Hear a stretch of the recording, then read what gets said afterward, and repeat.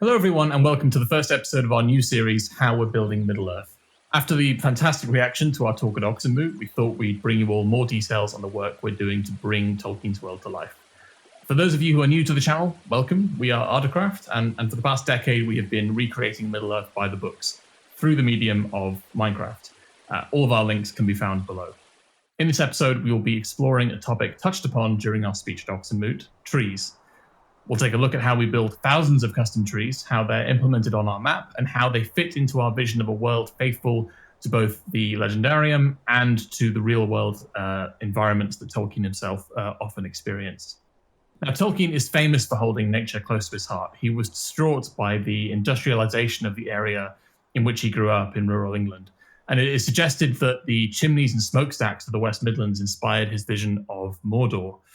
Within the text itself, there are many themes of environmentalism, right? His portrayal of the way in which the Shire is destroyed by Saruman's minions, the industrialization of Isengard and the wanton destruction of the Forest of Fangorn. These show his disdain for the destruction of nature and his desire to preserve the natural world. Central to this was his love of trees, and we've got actually a clip of Tolkien here talking about this himself. I have always, for some reason, I don't know why, been enormously attracted by trees. All my work is full of trees. I suppose I have actually in some simple-minded form of longing actually I should have liked to be able to make contact with a tree and find out what it feels about things. And the old Ent says a few things, doesn't it, about feeling the sap run up and the open to the sun. Even the trees without obvious spirits within them still contribute to the world building and themes, with the two trees of Valinor literally lighting up the continent, or the Malon trees of Lorien representing some of the last remnants of First Age magic. Furthermore, Tolkien often used trees as a scene-setting device, with their descriptions defining the mood of an area and the general tone of a passage. On ArdaCraft, we aim to give Tolkien's most treasured aspect of the natural world the care and attention it deserves, while preserving both the real-world accuracy and the importance to the lore that these trees represent. Now, why do we use custom trees at all? If you're familiar with Minecraft at all, you'll know that the game generates trees itself to populate the procedurally generated world available in the base game. So why don't we just let Minecraft do the hard work for us and use their trees? I think there's a few good reasons for that. Number one, the trees from the base game are massively inadequate for our needs. There is a very limited number of both sizes and species, some of which are fictional to work with, reducing the regions we would be able to add these sort of vanilla trees to. Reason number two, these trees are rendered even more blocky. I mean, they're already pretty blocky, but they are rendered even more so by the contrast with the stuff that the Conquest Reforged mod adds. This mod adds thousands of new blocks to the world and is integral to our efforts recreating Middle-earth. So if we can't use the trees available in the base game, then how can we populate our map with the flora that Tolkien treasured so greatly? Now, the first thing we need to consider is the diversity of Middle-earth, right? Or the part of Middle-earth that we're recreating, at least. Our map will span a huge range of environments, from the northern tundras of Forodwaith to the deserts of Harad in the south. And these areas will all have their own unique species of trees and bushes that you would see in them. You can learn more about the biomes and the environments of our map, like where we actually choose to place these species in an upcoming video. We also need to account for different densities of flora. The trees you might find in a large wild forest would differ from the trees of a well-maintained orchard. So every species needs a range of sizes, shapes, and uses. So how do we build our trees? On ArdaCraft, the trees are actually only built by a small number of builders who all follow a fairly organized process when creating them.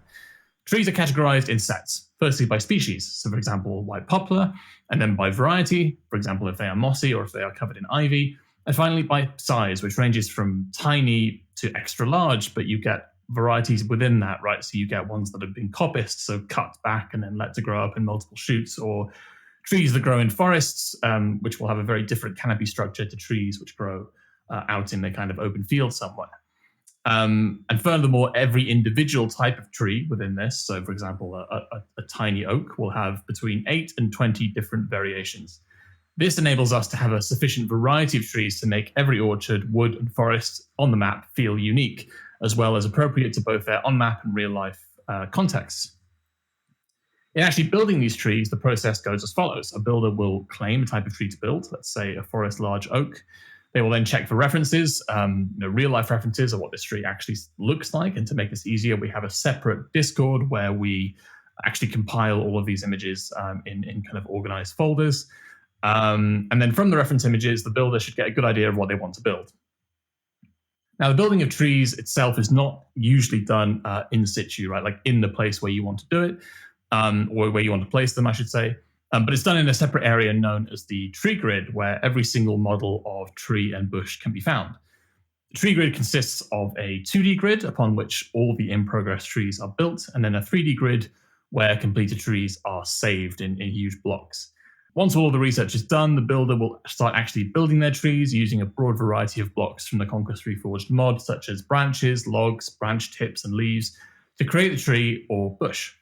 You find the processes differ from builder to builder, but usually the trunk and main branches are completed first before the focus changes to the leaves and smaller branches. When the builder feels they have completed all of their trees, they will put them up for approval in a manner similar to how builds are on the main server, which is explored alongside the entire building process in another episode. The tree lead will then look over the trees and either approve them if they think they are up to standards, or add comments where improvements are needed, and after which the builder will go back and make those changes.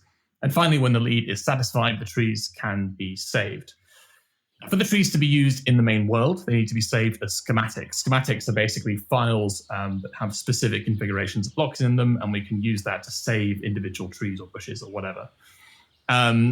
The trees are put into the 3D grid. They are put there in lines. They are saved using codes, essentially.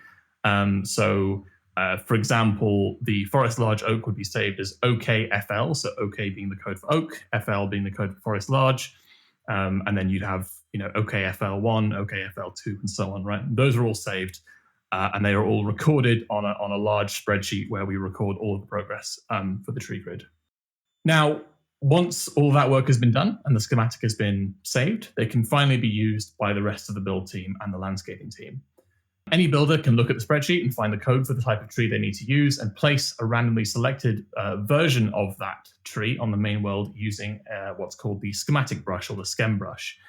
If they don't like the tree that they get, they can simply undo and place another random version of that kind that they want until they get the one that they like. So, for example, a builder making an orchard might use smaller pruned pear trees, whereas a builder making a field boundary might use a medium poplar. When placing these, builders still need to look out for how the tree interacts with the terrain, consider if it makes sense being there, and consider how the tree might affect its environment and vice versa. They might even make small edits to it actually after it's been placed. Now, on a larger scale, trees are an integral part of making different regions of the map have their own feel and identity, and these trees can be placed en masse in World Painter as we create the terrain, right? These are not all individually placed in-game in these massive forests like Mirkwood or Fangorn, and we will be covering that in a future video. So all in all, there are around 7,000 trees saved and available for use whilst making our map, and more are being built all the time. The eventual goal is to reach around 32,000 saved trees and bushes, which is a number that may change over time, but this is the kind of scale we're talking about here.